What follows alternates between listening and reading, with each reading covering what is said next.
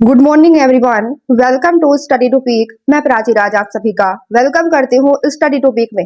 आज की क्लास में हम डिस्कस करेंगे 1 अक्टूबर 2024 के मोस्ट इंपोर्टेंट करंट अफेयर्स के क्वेश्चंस को, जो आप सभी के किसी भी कॉम्पिटिटिव एग्जाम के लिए काफी इंपोर्टेंट होने वाले हैं। और बात करें इस क्लास की टाइमिंग की, 5 AM पर आप सभी को डेली करंट अफेयर्स की क्लासेस प्रोवाइड कराई जाती है। इस क्लास की पीडीएफ आप सभी को Telegram channel study to peak पर मिल जाएगी और टेलीग्राम चैनल का लिंक मैं आप सभी को डिस्क्रिप्शन में भी दे दूंगी। या आप सभी जब टेलीग्राम पर स्टडी टू पीक सर्च करते हैं तो हमारा चैनल स्टडी टू पीक खुलकर आ जाएगा। वहां से आप स्टडी टू पीक को ज्वाइन करके पीडीएफ को डाउनलोड करके क्लास का रिविजन कर सकते हैं। और क्लास के एंड में मैं आप सभी से एक क्वेश्चन भी मालूम करूंगी, जिसका आंसर आप सभी को कॉमेंट करके जरूर बताना है। तो आइए स्टार्ट करते हैं आज की क्लास को। और आज की क्लास के फर्स्ट क्वेश्चन की ओर आते हैं। फर्स्ट क्वेश्चन, हाल ही में कौन सा देश कोयले आधारित बिजली उत्पादक समाप्त करने वाला G7 का पहला देश बन गया है? तो इस क्वेश्चन का राइट आंसर रहेगा ब्रिटेन। ब्रिटेन जो ग्रुप ऑफ 7 का एक देश है, जिसके द्वारा अभी रिसेंट में क्या किया गया है, जो कोयले पर आधारित जो बिजली बनाई जाती थी उसका उत्पादन किया जाता था, उसको समाप्त करने वाला G7 देशों का पहला देश बन गया है। तो वो है ब्रिटेन 30 सितंबर को अपने अंतिम संयंत्र इंग्लैंड में मिडलैंड्स में यूनिपर के रेडक्लिफ ऑन सोनर को बंद करने के साथ कोयले आधारित बिजली उत्पादन समाप्त करने वाला पहला G7 का देश बन गया है। 140 वर्षों से जो ब्रिटेन में कोयले से बिजली बनाई जाती थी वो अब समाप्त हो गई है ब्रिटेन में। और बात करें G7 की, आप सभी ने सुना होगा, एक तो ग्रुप ऑफ 4 होता है, ग्रुप ऑफ 7 होता है, ग्रुप ऑफ 20 होता है। तो आप सभी को मैं इनके बारे में बता दूं तो सबसे पहले देखते हैं ग्रुप ऑफ 4, जिसमें जैसे इसके नाम से ही पता चल रहा है ये 4 देशों का ग्रुप है। यहाँ पर आप देख सकते हैं जापान, जर्मनी, ब्राजील और भारत। जर्मनी, जापान, ब्राजील और भारत, ये चारों कंट्रीज मिलकर के बनाते हैं ग्रुप ऑफ 4। और ये देश जो है, और यूएनओ का जो पार्ट है यूएनएससी अर्थात यूनाइटेड नेशन सिक्योरिटी काउंसिल, जिसमें 15 मेंबर्स होते हैं। उन 15 मेंबर्स में से 5 जो है परमानेंट मेंबर्स होते हैं एंड 10 नॉन परमानेंट मेंबर होते हैं। यूएनएससी में परमानेंट मेंबर बनने के लिए जर्मनी, जापान, ब्राजील और भारत मिलकर एक ग्रुप बनाते हैं ऑफ 4। ये जो है संयुक्त राष्ट्र सुरक्षा परिषद के स्थायी सदस्यता के लिए एक दूसरे का समर्थन करते हैं बार बार। और नेक्स्ट बात करते हैं G7 की, ग्रुप ऑफ 7 अर्थात 7 देशों का समूह। तो आप देख सकते हैं इसमें 7 देश हैं, Canada, France, Germany, Italy, Japan, United kingdom अर्थात यूके और संयुक्त राज्य अमेरिका अर्थात यूएसए। तो ये 7 देश मिलकर के बनाते हैं ग्रुप ऑफ 7। हालांकि ग्रुप ऑफ 7 को पहले ग्रुप 8 के नाम से जाना जाता था, क्योंकि इसमें पहले रशिया भी शामिल था। लेकिन 2017 में जब क्रीमिया पर रशिया अटैक करता है और उसको अपने कब्जे में कर लेता है, तब से रशिया को ग्रुप ऑफ 8 से एग्जिट कर दिया जाता है और फिर ये ग्रुप ऑफ 7 के नाम से जाना जाता है। यह संगठन दुनिया की 7 सबसे बड़ी उन्नत अर्थव्यवस्थाओं का संगठन है ग्रुप ऑफ 7। और रिसेंटली आप अभी अगर देखते हैं 2024 में जो इसकी समिट होती है, यह हुई है इटली में। इटली, जहां के प्राइम मिनिस्टर जॉर्ज मेलोनी है। आप सभी कमेंट करके बताना इटली के किस शहर में ये समिट हुई है। नेक्स्ट क्वेश्चन की ओर आते हैं।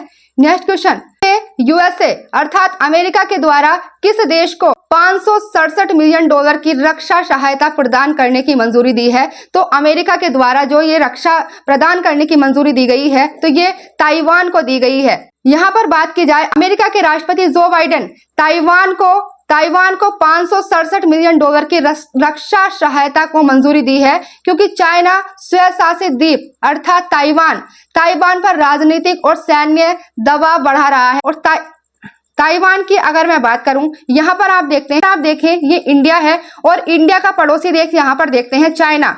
और चाइना से जब हम थोड़ा नीचे आते हैं तो साउथ चाइना सी पड़ता है। ताइवान की अगर बात करी जाए तो ताइवान की जो राजधानी है ताइपे सिटी है एंड ताइवान की मुद्रा है न्यू ताइवान डॉलर। ताइवान के प्रेजेंट में जो राष्ट्रपति है लाई चिंगते, ये ताइवान के प्रेजेंट में राष्ट्रपति हैं। तो याद रखिएगा ताइवान से संबंधित ये सब चीजें।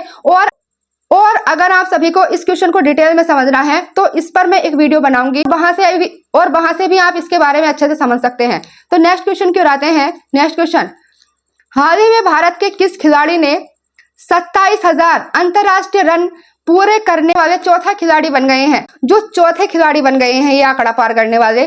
तो ये इस क्वेश्चन का राइट आंसर रहेगा विराट कोहली। विराट कोहली के द्वारा 27,000 अंतरराष्ट्रीय रन पूरे कर लिए गए हैं। और बात करें विराट कोहली की, तो यहाँ पर आप देखें 27,000 रन का आंकड़ा छूने वाले केवल दूसरे क्रिकेटर बन गए हैं विराट कोहली भारत में। और सभी प्रारूपों में सर्वाधिक अंतरराष्ट्रीय रनों की सूची में चौथे स्थान पर हैं। और जिसमें अगर बात करी जाए सचिन तेंदुलकर की, तो सचिन तेंदुलकर 34,357 रनों के साथ सचिन तेंदुलकर शीर्ष स्थान पर है। विराट कोहली के द्वारा जो ये उपलब्धि प्राप्त की गई है, यहाँ बांग्लादेश के खिलाफ चल रहे दूसरे टेस्ट के चौथे दिन यह उपलब्धि हासिल की जाती है विराट कोहली के द्वारा।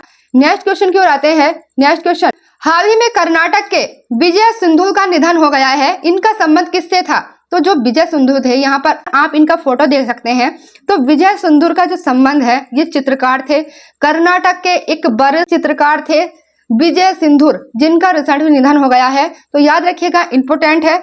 और बात कर लेते हैं इनकी। वरिष्ठ चित्रकार विजय सिंधु 28 सितंबर को बालाकोट जिले के जामखंडी स्थित उनके घर में इनका निधन हो जाता है। और इनका निधन हुआ है 84 वर्ष की आयु में। नेक्स्ट क्वेश्चन जो काफी इंपॉर्टेंट है आप सभी के लिए, हाल ही में किरण बेदी की किस पुस्तक का अनुवाद फ्रेंच भाषा में किया गया है? यह पुदुचेरी में किया जाता है। तो किरण बेदी की पुस्तक है फियरलेस गवर्नेंस। यहाँ पर आप जो ऑप्शंस में देख रहे हैं, ये सभी किरण बेदी की पुस्तक हैं। यहाँ पर आप सेकंड ऑप्शन में देखते हैं, इनकी पुस्तक है ये it's always possible. And third option में देखते हैं ब्रूम एंड ग्रूम। ये इनकी बुक्स हैं जो आप सभी के एग्जाम के लिए इंपॉर्टेंट है। नेक्स्ट क्वेश्चन की ओर आते हैं। नेक्स्ट क्वेश्चन, अंतर्राष्ट्रीय वृद्धजन दिवस कब मनाया जाता है? तो अंतर्राष्ट्रीय वृद्धजन दिवस की अगर मैं बात करूं तो आप सभी यहाँ पर ऑप्शन में देखते हैं, आप सभी यहाँ पर ऑप्शन में देख सकते हैं 1 अक्टूबर, 2 अक्टूबर या 30 सितंबर। तो इस क्वेश्चन का राइट आंसर रहेगा 1 अक्टूबर को अंतर्राष्ट्रीय वृद्धजन दिवस मनाया जाता है। यहाँ पर आप देखें, ये टेबल है, यहाँ पर डेट्स लिखी हुई है, यहाँ पर डेज लिखे हुए हैं। तो 1 सितंबर को मनाया जाता है इंडिया पोस्ट पेमेंट बैंक का स्थापना दिवस। और 2024 में इसका 7वां स्थापना दिवस मनाया गया है। एंड बात करें 2 सितंबर की, तो 2 सितंबर को मनाते हैं वर्ल्ड कोकोनट डे। विश्व नारियल दिवस 2 सितंबर को मनाया जाता है। एंड 3 सितंबर को मनाते हैं गगनचुंबी इमारत दिवस। 5 सितंबर को काफी इंपॉर्टेंट है, अंतर्राष्ट्रीय चैरिटी दिवस या अंतर्राष्ट्रीय दान दिवस के रूप में मनाया जाता है। और 5 सितंबर को ही इंडिया में नेशनल टीचर्स डे के रूप में भी मनाया जाता है इंडिया में। एंड 6 सितंबर को मनाते हैं राष्ट्रीय पुस्तक वाचन दिवस। और 7 सितंबर को अंतर्राष्ट्रीय गिद्ध दिवस मनाया जाता है।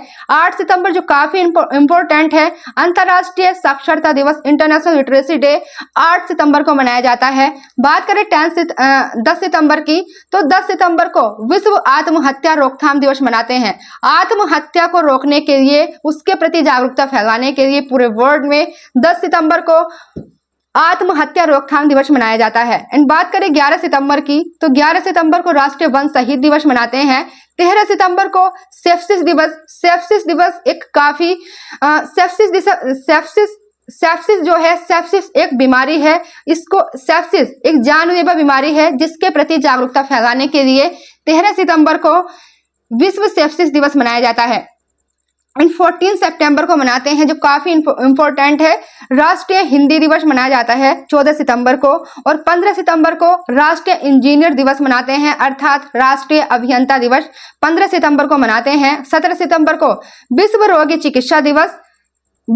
चिकित्सा दिवस और 20 सितंबर को international day of university sports मनाया जाता है। इन बात करें नेक्स्ट, तो यहाँ पर आप देखें 21 सितंबर को मनाते हैं अंतर्राष्ट्रीय शांति दिवस, इंटरनेशनल पीस डे 21 सितंबर को मनाते हैं।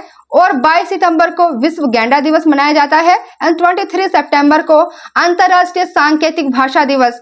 इन बात करें 25 सितंबर की, विश्व फार्मासिस्ट दिवस मनाते हैं।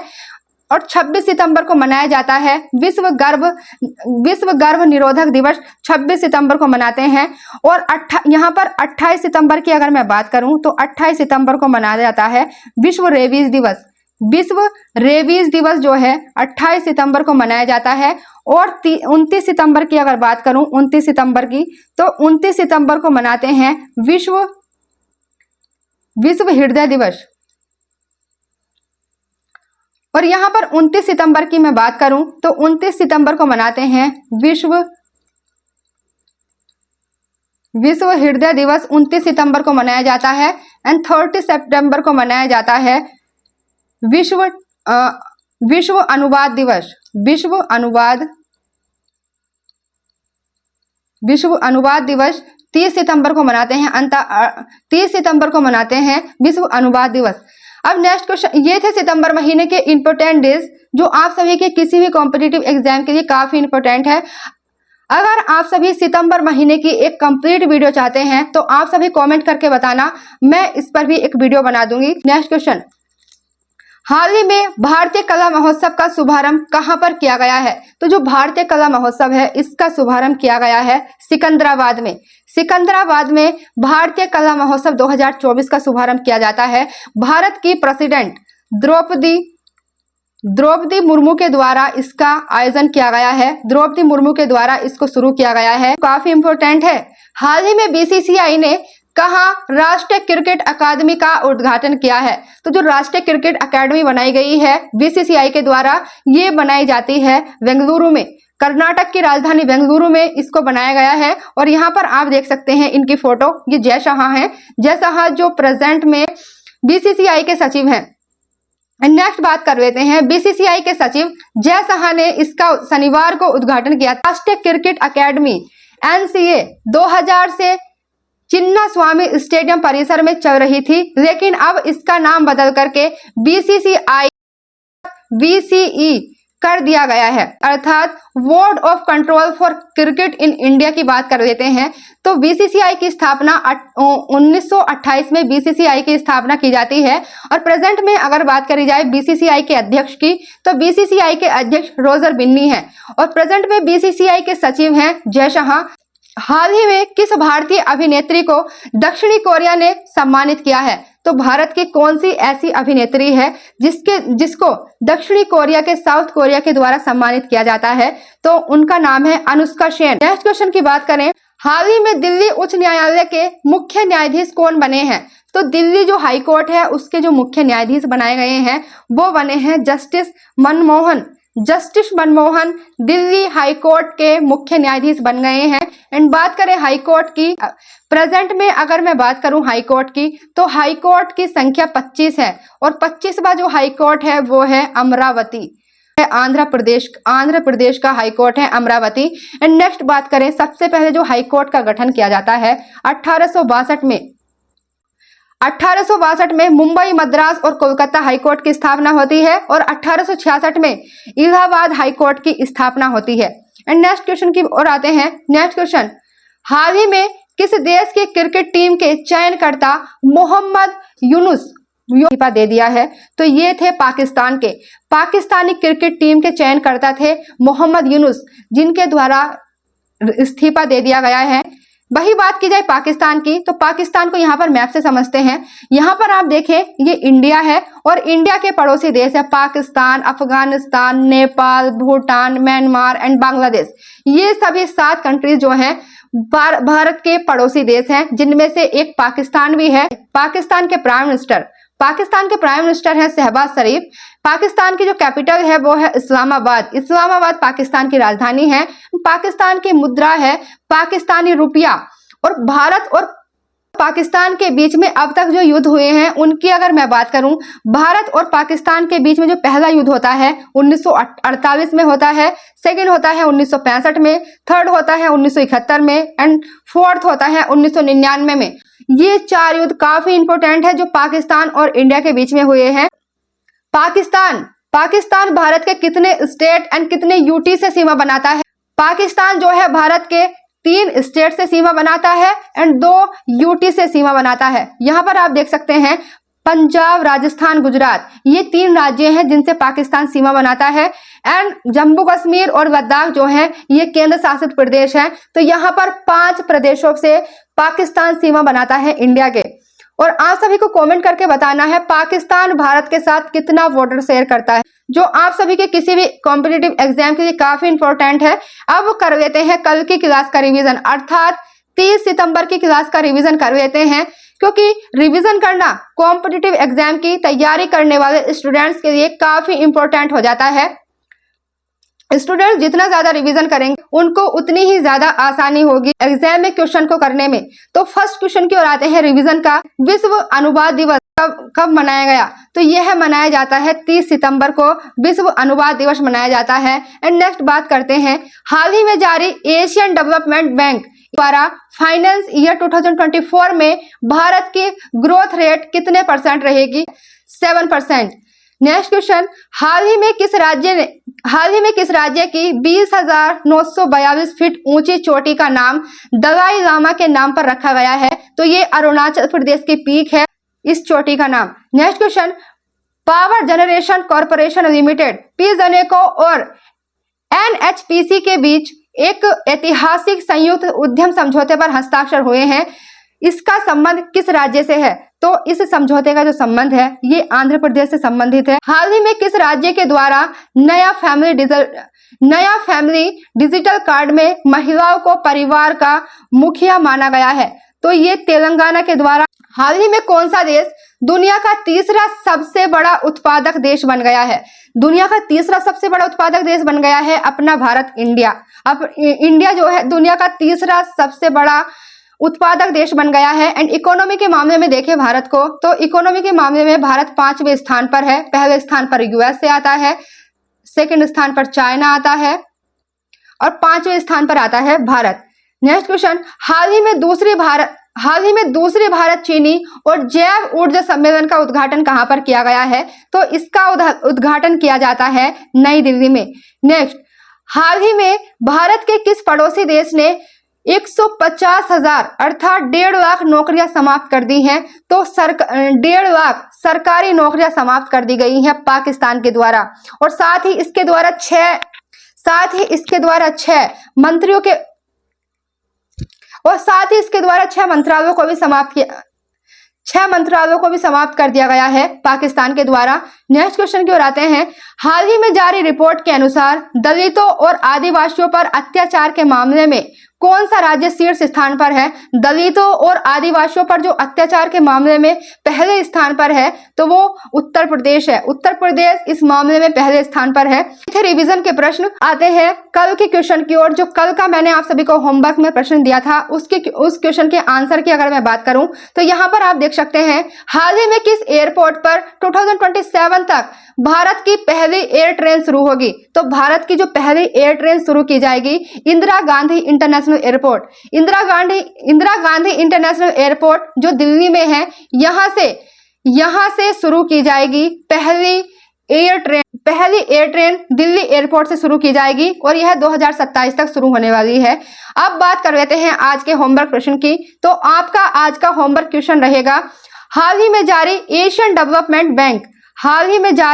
डेवलपमेंट बैंक द्वारा फाइनेंस ईयर 2024 में भारत की वृद्धि दर कितने % रहेगी? ये क्वेश्चन मैंने कल की क्लास में भी डिस्कस किया था और आज के जो रिवीजन वाले प्रश्न थे उनमें भी मैंने आप सभी को इस क्वेश्चन के बारे में रिवीजन कराया है। तो इस क्वेश्चन का आप सभी को आंसर जरूर करके बताना है, जो आप सभी के किसी भी कॉम्पिटिटिव एग्जाम के लिए काफी इंपॉर्टेंट है।